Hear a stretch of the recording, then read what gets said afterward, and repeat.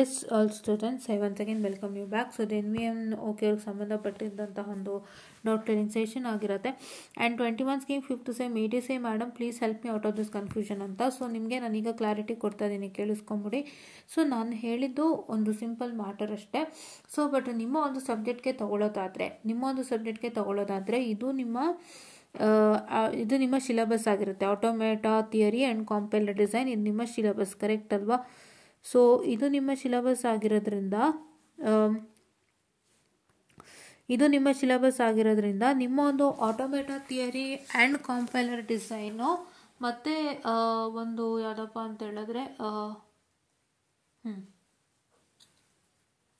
Just a minute, automata theory and compiler design ಮತ್ತು ಈ ಒಂದು ಕಾಂಪೈಲರ್ ಡಿಸೈನ್ನ ಕಂಪೇರ್ ಮಾಡಿದಾಗ ಹೆಚ್ಚು ಕಮ್ಮಿ ಸಿಲೆಬಸ್ ತುಂಬಾ ವ್ಯತ್ಯಾಸ ಆಗಿದೆ. ಹೇಗೆ ಥಿಯರಿ ಆಫ್ ಕಾಂಪಿಟೇಷನ್ ಚೆಕ್ ಮಾಡಿದಾಗ ಹಲವಾರು ಸಿಲೆಬಸ್ಗಳು ಹೆಚ್ಚು ಕಮ್ಮಿ ಆಗಿದೆ. ಅಂದರೆ ಇಲ್ಲಿ ನಾವು ಗಮನಿಸೋದಾದರೆ ಫಸ್ಟ್ ಮಾಡ್ಯೂಲಲ್ಲಿ ನಿಮಗೆ ಇಂಟ್ರೊಡಕ್ಷನ್ ಟು ಫೈನೈಟ್ ಆಟೋಮೇಟಾ ಇದೆ. ಸೊ ಇಲ್ಲಿ ಆಮೇಲೆ ಇದು ಆಟೋಮೇಟಾ ಆ್ಯಂಡ್ ಕಾಂಪ್ಲೆಕ್ಸಿಟಿ ಇದೆ, the central concepts of automata theory ಇದೆ. And you have in 22 scheme deterministic finite automata ಇದೊಂದಿದೆ. ಆ್ಯಂಡ್ ನಿಮಗೆ next non deterministic finite automata ಇದೆ. ಇದು NFA ಇರಬೇಕು mostly. Non deterministic finite automata ಒಂದಿದೆ, ಇದೊಂದು ಮತ್ತು ಇದೊಂದಿದೆ, ಆಯಿತಾ, ಎರಡಿದೆ. ಆ್ಯಂಡ್ ಅದಾದಮೇಲೆ an application text search finite automata with ellipse in transition ಅದೊಂದಿದೆ. ಸೊ ಅದಿಲ್ಲ, ನನಗೆಲ್ಲೂ ಕಾಣಿಸ್ತಾ ಇಲ್ಲ. ನಿಮಿಷ ಇರಿ. ರೆಗ್ಯುಲರ್ ಎಕ್ಸ್ಪ್ರೆಷನ್ ಫೈನೈಟ್, ನಾನು ಮಾಡ್ಯೂಲ್ 2 ಬಂದರೆ ರೆಗ್ಯುಲರ್ ಎಕ್ಸ್ಪ್ರೆಷನ್ ಇದೆ, finite automata and regular expression ಇದೆ. And next proving language not to be regular ಇದೆ. And next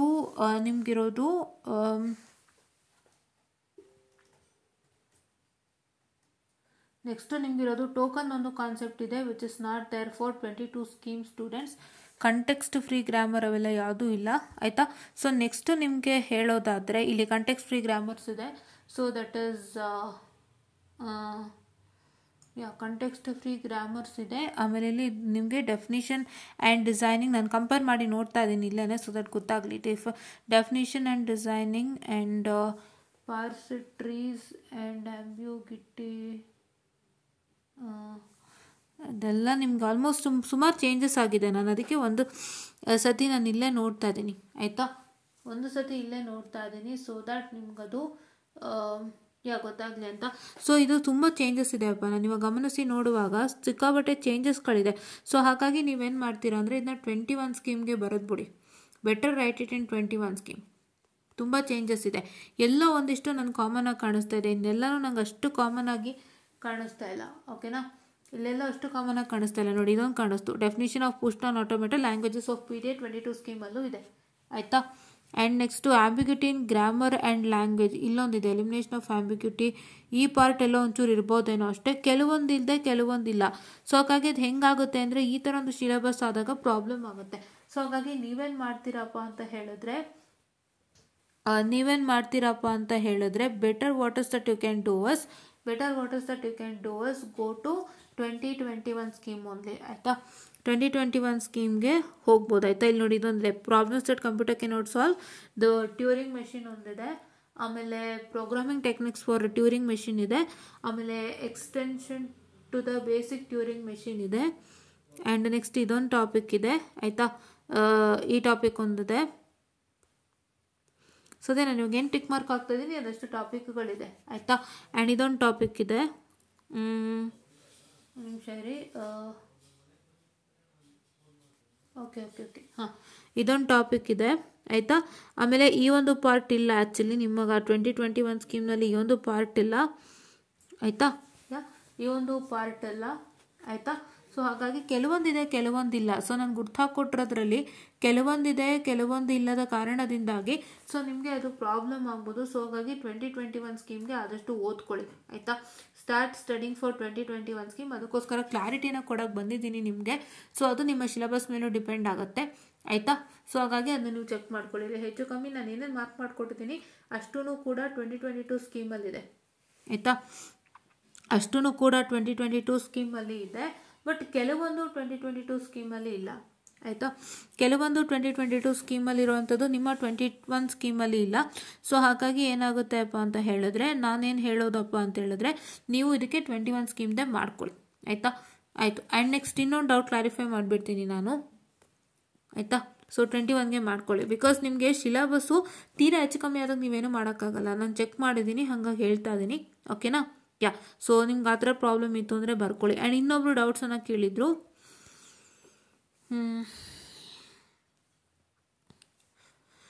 Ma'am, V2 has released a circular on 30th December 2024 saying that 3rd and 4th SEM 21 scheme and also the subject is only mapped with 22 scheme equivalent subject. In that circular, they have not mentioned about 5th SEM 21 scheme equivalent subject. Now we are saying that 5th SEM 2021 scheme students can write with 22 scheme equivalent subject. Colleges are telling that we have to write the same 2021 scheme backlog subject for 5th SEM. Please go through that circular. One circular ನೋಡಿ ಆಯಿತು. ಸರ್ಕ್ಯುಲರ್ಗೆ ಸಂಬಂಧಪಟ್ಟಂತಹ ಒಂದು ವಿಡಿಯೋನು ಮಾಡಿದ್ದು ಕೂಡ ಆಯಿತು. But ಏನಪ್ಪ ಅಂತ ಹೇಳಿದ್ರೆ ಒಂದನ್ನು ನೀವು ಅರ್ಥ ಮಾಡ್ಕೊಳ್ಳಿ. Just a minute, I very sorry for the distraction. But ಒಂದನ್ನು ಅರ್ಥ ಮಾಡ್ಕೊಳ್ಳಿ, ನಿಮ್ಮ ಸಿಲೆಬಸ್ ಹೆಚ್ಚು ಕಮ್ಮಿ ಸೇಮ್ ಇದ್ದಾಗ ನೀವು 5ನೇ ಸೆಮ್ 22 ಸ್ಕೀಮ್ಗೆ ಬರೆದಾಕ್ಬಿಡ್ಬೋದು, ಏನು ತೊಂದರೆ ಇಲ್ಲ. ನಾನು ಏನು ಹೇಳ್ತಿರೋದು ಅಂತ ಕರೆಕ್ಟಾಗಿ ನೀವು ಅರ್ಥ ಮಾಡ್ಕೊತಾನೇ ಇಲ್ಲ. ಸೊ ನಾನು ಸ್ಕೀಮ್ ಅಂತ ಮ್ಯಾಟ್ರೇ ಹೇಳ್ತಾ ಇಲ್ಲ, ನಾನು ಸಿಲೆಬಸ್ ಮ್ಯಾಟ್ರ್ ಹೇಳ್ತಿದ್ದೀನಿ. ನೀವು ಯಾವುದೇ ಒಂದು ಸ್ಕೀಮ್ನಲ್ಲಿ ಓದಿ ಆಯಿತಾ. ಯಾವುದೇ ನಿಮ್ಮ ಬ್ಯಾಕ್ಲಾಗ್ ಸಬ್ಜೆಕ್ಟನ್ನ ನೀವು ಯಾವುದೇ ಒಂದು ಸ್ಕೀಮಲ್ಲಿ ಓದಿ. ಈಗ ನೀವು 21 ಬ್ಯಾಕ್ಲಾಗ್ ಇದ್ದಿದ್ದನ್ನು ನೀವು 21 ಸ್ಕೀಮ್ಗೆ ಈಕ್ವಲೆಂಟ್ ಆಗಿದ್ರೆ 5ನೇ ಸೆಮ್ಗೆ ಅದನ್ನೇ ಓದಿ, ಪರವಾಗಿಲ್ಲ. ನಿಮಗೆ ಸಿಲೆಬಸ್ ಹೆಚ್ಚು ಕಮ್ಮಿ 80% ಸೇಮ್ ಇರುತ್ತೆ.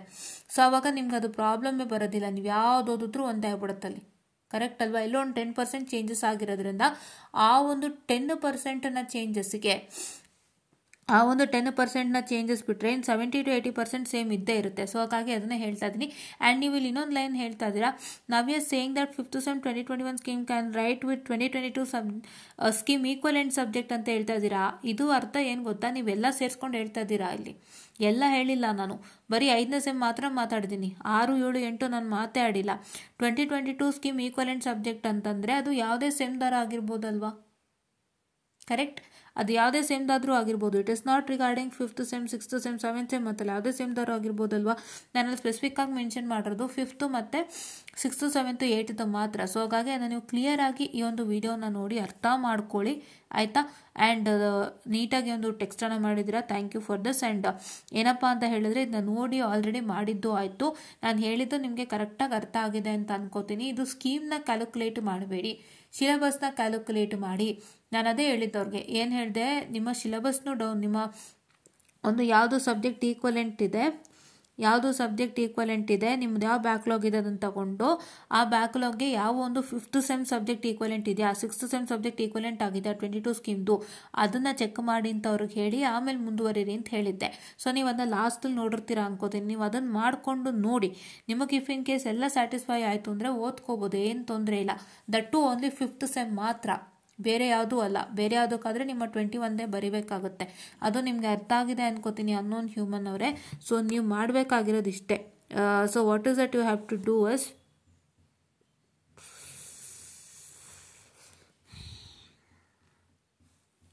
I don't know, my teeth is so much of pain, so I am controlling that and doing it.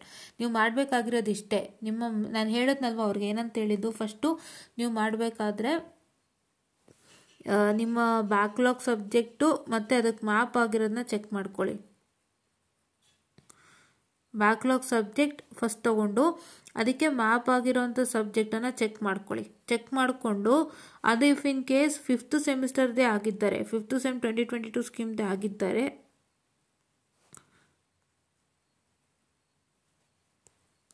ಆಗಿದ್ದರೆ ನೀವೇನು ಮಾಡಬೇಕು ಅಂತ ಹೇಳಿದ್ರೆ ಒಂದ್ಸಲ ಸಿಲೆಬಸ್ನು ಕೂಡ ಚೆಕ್ ಮಾಡ್ಕೊಳ್ಳಿ. ಸಿಲೆಬಸ್ ಚೆಕ್ ಮಾಡ್ಕೊಂತು ಅಂತಂದರೆ if in case the syllabus matches the same, so ಅವಾಗ ನೀವು ಅದನ್ನೇ ಓದ್ಬೋದು. ಅವ್ರು ಮ್ಯಾಪ್ ಮಾಡೋದೇ ಒಂದೇ ರೀಸನ್ಗೆ, ಸೇಮ್ ಸಿಲೆಬಸ್ ಇದ್ದಾಗ ಮಾತ್ರ ಅವ್ರು ಮ್ಯಾಪ್ ಮಾಡೋದು, ಬೇರೆ ಇದ್ದಾಗ ಅವರು ಖಂಡಿತ ಮ್ಯಾಪ್ ಮಾಡಲ್ಲ. ನೋ ಮ್ಯಾಪಿಂಗ್ ಅಂತಲೇ ಹೇಳಿರ್ತಾರೆ. ಅದನ್ನು ಅರ್ಥ ಮಾಡ್ಕೊಳ್ಳಿ. ದಯವಿಟ್ಟು ಸ್ಕೀಮ್ ಹಿಂದೆ ಹೋಗ್ಬಿಡಿ, ಸಿಲೆಬಸ್ ಹಿಂದೆ ಹೋಗಿ. ಆವಾಗ ನಿಮಗೆ ಗೊತ್ತಾಗುತ್ತೆ ಏನು ಮ್ಯಾಟರ್ ಅಂತ ಹೇಳಿಬಿಟ್ಟು. ಸೊ ನೀವು ಫಸ್ಟ್ ಚೆಕ್ ಮಾಡಬೇಕಾಗಿರೋದು ಸಿಲೆಬಸ್ಸು ಎಷ್ಟು ಪರ್ಸೆಂಟೇಜ್ ಆಫ್ ಸಿಲೆಬಸ್ ಸೇಮ್ ಇದೆ, ಯಾವ್ಯಾವ ಟಾಪಿಕ್ಸ್ ಸೇಮ್ ಇದೆ ಅನ್ನೋವಂಥದ್ದನ್ನು ನಾನು ನೋಡಿಕೊಂಡು ಆಮೇಲೆ ನೀವು ಓದೋದಕ್ಕೆ ಸ್ಟಾರ್ಟ್ ಮಾಡಬೇಕು. ಆವಾಗ ನಿಮಗೆ ಗೊತ್ತಾಗುತ್ತೆ. ಫಸ್ಟು ಸಿಲೆಬಸ್ ಚೆಕ್ ಮಾಡಿ, 70 to 80% ಆಫ್ ಸಿಲೆಬಸ್ ಸೇಮ್ ಇದೆಯಾ ನೋಡ್ಕೊಳ್ಳಿ. ಅದನ್ನು ಓದಿದ್ರೆ ನಿಮಗೆ 70 to 80% ಕ್ಲಿಯರ್ ಆಗೋಗುತ್ತೆ. ಇರೆಸ್ಪೆಕ್ಟಿವ್ ಆಫ್ ಸ್ಕೀಮ್ ನೀವು ಯಾವುದೇ ಒಂದು ಸಿಲೆಬಸ್ ಓದಿದ್ರು ಅದರಲ್ಲಿ ನಿಮಗೆ 70 to 80% ಸೇಮ್ ಇದ್ದೇ ಇರುತ್ತೆ. ಆ್ಯಂಡ್ ಅದನ್ನು ನೀವು ಓದಿತ್ತು ಅಂದರೆ ನೀವು 100% ಪಾಸೇ ಆಗ್ಬೋದು, ಯಾವುದೇ ಭಯ ಇಲ್ಲದಂತೆ. ಕರೆಕ್ಟ್ ಅಲ್ವಾ? ಸೊ ಹಾಗಾಗಿ ಸ್ಕೀಮ್ ಹಿಂದೆ ಹೋಗ್ಬಿಡಿ, ಸಿಲೆಬಸ್ ಹಿಂದೆ ಹೋಗಿ, ಆಯಿತಾ? ಸಿಲೆಬಸ್ ಹಿಂದೆ ಹೋಗಿ, ಆಯಿತಾ? ಸೊ ಸೇ ಫಾರ್ ಎಕ್ಸಾಂಪಲ್ ನೀವು 2022 ಸ್ಕೀಮ್ ಅಂದ್ಕೊಂಡೆ 22 ಸ್ಕೀಮ್ 5ನೇ ಸೆಮ್ ಸಿಲೆಬಸ್ ಓದಿದ್ರು ಕೂಡ ಕೆಲವೊಂದು ಸಬ್ಜೆಕ್ಟ್ಗೆ 70 to 80% ಸಿಲೆಬಸ್ ಕವರ್ ಆಗಿಬಿಟ್ಟಿರುತ್ತೆ ನಿಮ್ಮ ಬ್ಯಾಕ್ಲಾಗ್, ನಿಮ್ಮ ಸ್ಕೀಮ್ದು ಸಿಲೆಬಸ್ಸಲ್ಲಿ. ಸೊ ಹಾಗಾಗಿ ಆ ಥರನೂ ಆಗೋದ್ರಿಂದ ಸೊ ನೀವು ಯಾವುದೇ ಭಯ ಬೀಳದಂತೆ ನೀವು ಫಸ್ಟು ನೋಡಿಕೊಂಡು ನೀಟಾಗಿ ಮಾಡಿ, ಆಯಿತಾ? It is up to your wish. You can write in 2022 scheme as per mapping, or you can even write in 21 scheme, up to your wish. First syllabus check ಮಾಡಿ. ಸಿಲೆಬಸ್ ಕರೆಕ್ಟಾಗಿ ನಿಮಗೆ ಸೆಟ್ ಆಯಿತು ಅಂದರೆ ನೀವು 22 ಸ್ಕೀಮಲ್ಲಿ ಧಾರಾಳವಾಗಿ ಬರೀಬೋದು. 22 ಸ್ಕೀಮ್ 21 ಸ್ಕೀಮ್ ಸಿಲೆಬಸ್ ಎರಡು ಒಂದೇ ಅಂತಂದರೆ ಸೊ ನೀವೇನು ಮಾಡ್ಬೋದಪ್ಪ ಅಂತ ಹೇಳಿದ್ರೆ ಎರಡು ಒಂದೇ, ಯಾವುದಾದ್ರೂ ಒಂದೇ ಅಂತ ನೀವು ಓದ್ಕೊಬೋದು. But if in case syllabus ಸಣ್ಣ ಪುಟ್ಟ ವೇರಿಯೇಷನ್ ಆಯಿತು ಅಂದರೆ right in 5th sem 2021 scheme, ಆಯಿತಾ? ಸೊ ಇದನ್ನು ನೀವು ಮಾಡ್ಕೋಬೋದು, ಧಾರಾಳವಾಗಿ ಮಾಡ್ಕೊಳ್ಳಿ, ಯಾವುದೇ ಭಯ ಬೇಡ, ಆಯಿತಾ? ಸೊ ಇವಾಗ ಅವ್ರಿಗೆ ಆಲ್ರೆಡಿ ತೋರಿಸ್ಕೊಟ್ಟೆ ಅವರ ಸಿಲೆಬಸ್ದು ಹೆಚ್ಚು ಕಮ್ಮಿ ಸ್ವಲ್ಪ ಬೇರೆ ಬೇರೆ ಕಾನ್ಸೆಪ್ಟ್ಗಳು ಜಾಸ್ತಿ ಇದ್ದಿದ್ದರಿಂದ ಸೊ ಹಂಗಾಗಿ ನಾನು ಅವ್ರಿಗೆ ಹೇಳಿದೆ ನೀವು 21 ಮಾಡ್ಕೊಳ್ಳಿ. ಆ ಥರ ಇದ್ದಾಗ ನೀವು ಕೂಡ ಮಾಡ್ಕೋಬೋದು, ಯಾವುದೇ ಭಯ ಬೇಡ. Don't go into the scheme, go into the syllabus ಅಂತ ಹೇಳ್ತಾ I just wind up the session all, and thank you.